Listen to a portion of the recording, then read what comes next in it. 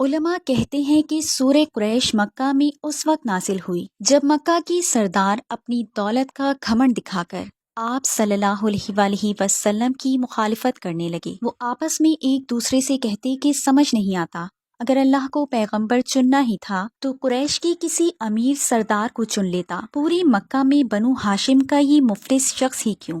اور جب ان لوگوں کا غرور حد سے زیادہ بڑھ گیا تب اللہ تعالیٰ نے انہیں ان کی حیثیت یاد دلانے کے لیے سورہ قریش کو نازل فرمایا۔ یہ بات محمد صلی اللہ علیہ وآلہ وسلم کے پردادا ہاشم کے زمانے کی ہے۔ یہ وہ دور تھا جب مکہ قحط کا شکار تھا۔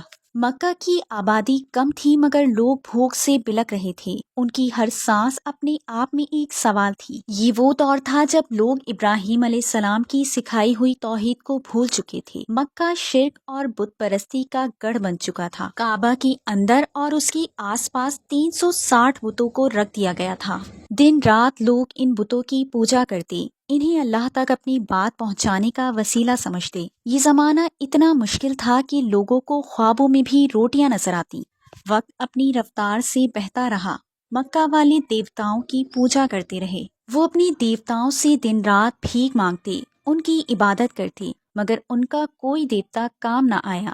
دھیرے دھیرے انسان اور جانور مرنے لگے اور پھر ایک امید جگی، ایک آواز اٹھی، کعبہ کے سردار عبد الحاشم دور دراز علاقوں کا سفر کر کے اپنے لوگوں کے لیے کھانے کا سامان لائے۔ وہ پیاسوں کی پیاس بجھاتے، بھوکوں کو اپنے ہاتھ سے روٹی توڑ کر کھلاتے، اپنے لوگوں کی خدمت کرنے میں دن رات ایک کر دیے، لیکن پھر بھی بھوک کے بادل ان پر منڈاتے رہے۔ انہوں نے سوچا کہ کچھ دن تو گزر جائیں گے لیکن اس مشکل کا مکمل علاج نکالنا ہوگا، یعنی مکہ کو ایک ایسی منصوبے کی ضرورت تھی جس سے اس قحط کو ہمیشہ کے لیے ختم کیا جا سکے۔ عبد الحاشم جگہ جگہ جا کر بڑے بوڑھوں سے رائے لیتے رہے کہ شاید کوئی حل نکل جائے، لیکن کوئی اس پریشانی سے نکلنے کا راستہ نہیں دکھا سکا۔ مکہ ایک ریتیلا علاقہ تھا جہاں نہ پھل پیدا ہوتے تھے نہ ہی سبزیاں، وہاں نہ سونے کے خزانے تھے نہ ہیرے کی کانیں، چاروں طرف ریت ہی ریت اور مٹھی بھر بھوکے لوگ۔ وقت یوں ہی گزرتا رہا، نہ جانے کتنی زندگیاں موت کے حوالے ہو گئیں۔ عبد الحاشم غور و فکر میں ڈوبے رہے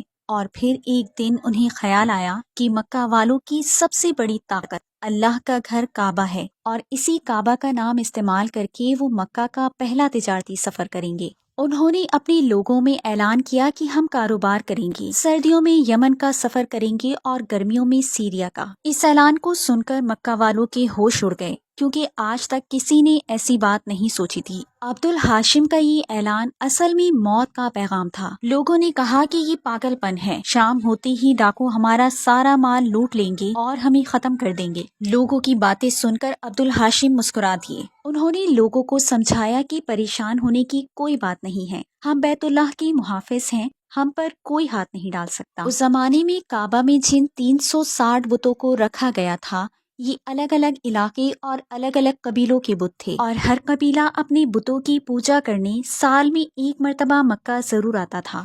لہٰذا اگر کوئی قبیلہ قریش کی قافلوں پر حملہ کرتا تو اسے اس بات کا ڈر ضرور رہتا کہ کہیں ایسا نہ ہو کہ مکہ والے ان کے بت کو کوئی نقصان پہنچا دیں یا انہیں مکہ آنے اور اپنے بتوں کی عبادت کرنے سے ہی روک دیں، کیونکہ آخرکار انہیں سال میں ایک نہ ایک بار اپنے بتوں کی عبادت کرنے مکہ ہی جانا تھا۔